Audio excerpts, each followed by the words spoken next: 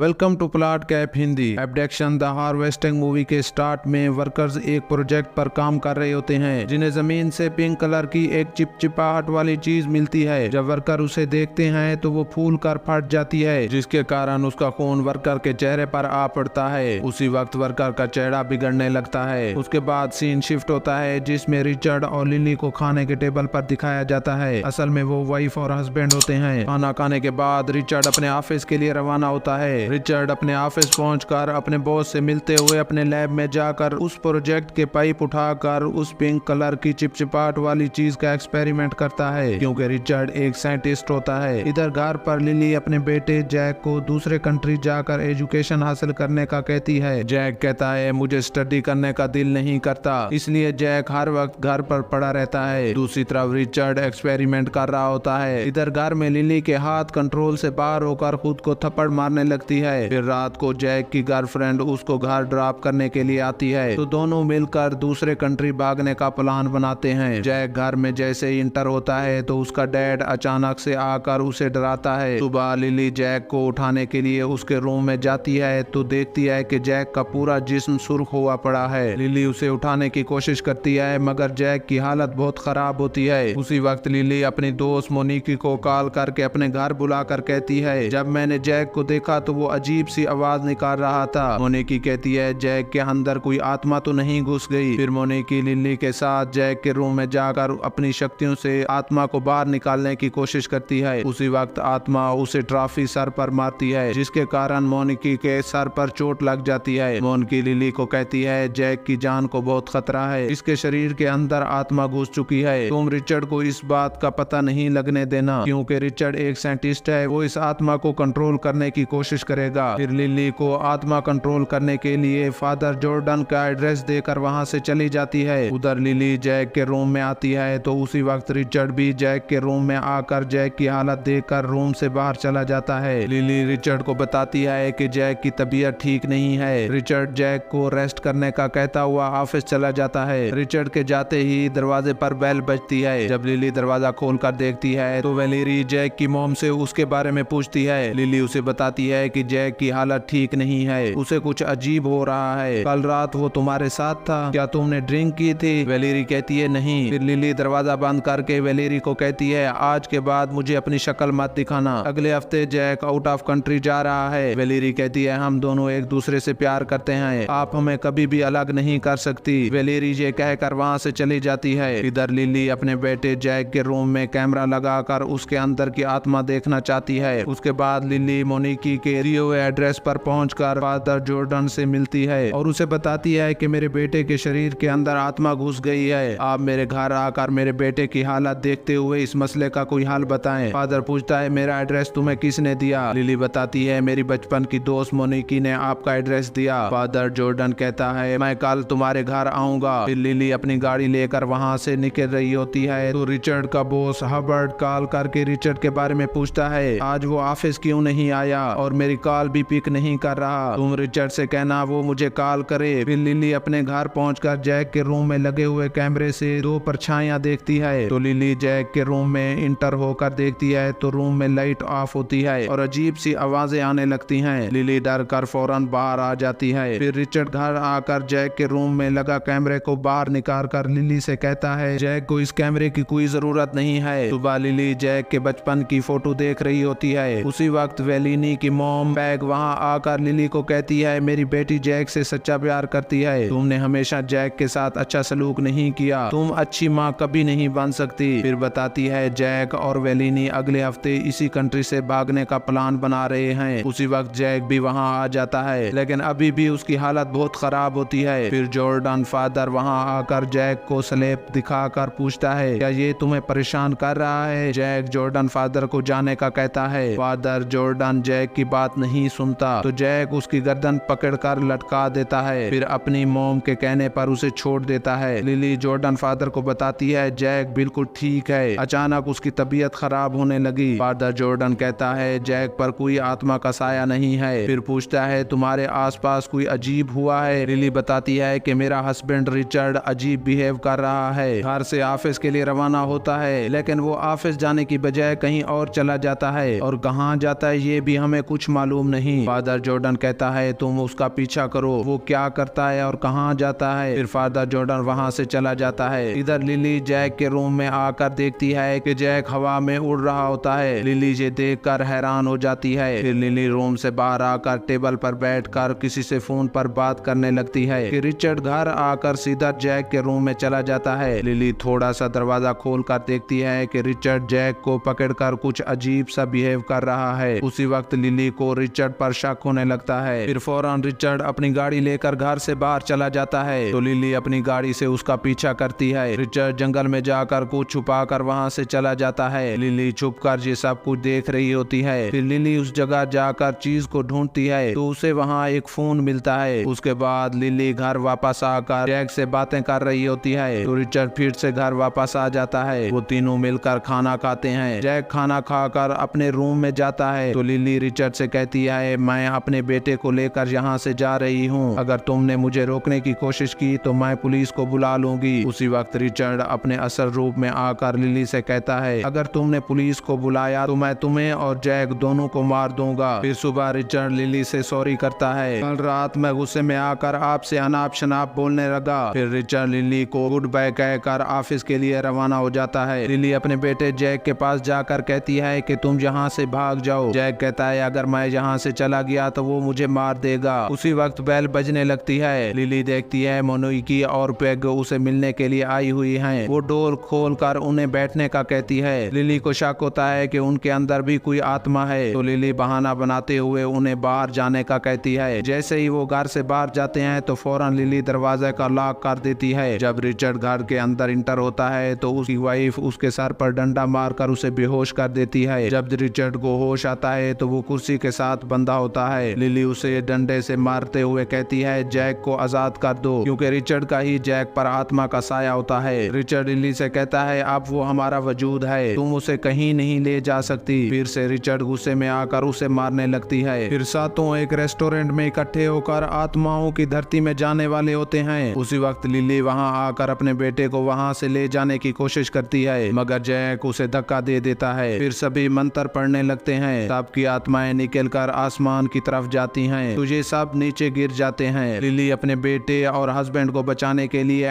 उन्हें anti injection लगाती है मगर इनमें से जैक जिंदा बच जाता है, बाकी सारे मारे जाते हैं। आखिर में वेलेरी और जैक अपने मोम को लेने के लिए आते हैं मगर लिली अपने बेटे से कहती है अगर ये इस आत्मा से इफेक्टेड नहीं है तो मैं आपके साथ चलूंगी, वरना मैं इसे भी मार दूंगी। अब जैक को भी इसके इफेक्टेड होने का इल्म हो जाता है मगर वो गाड़ी में बैठ जाता है। जैसे ही वेलेरी लिली पर हमला करने लगती है तो वो उसे भी मार देती है और उसकी बॉडी को कार में डालकर वहां से रवाना हो जाते हैं। फिर यहीं पर मूवी का दी एंड होता है। इस तरह की नई मूवी देखने के लिए हमारे चैनल को सब्सक्राइब करना ना भूलिएगा।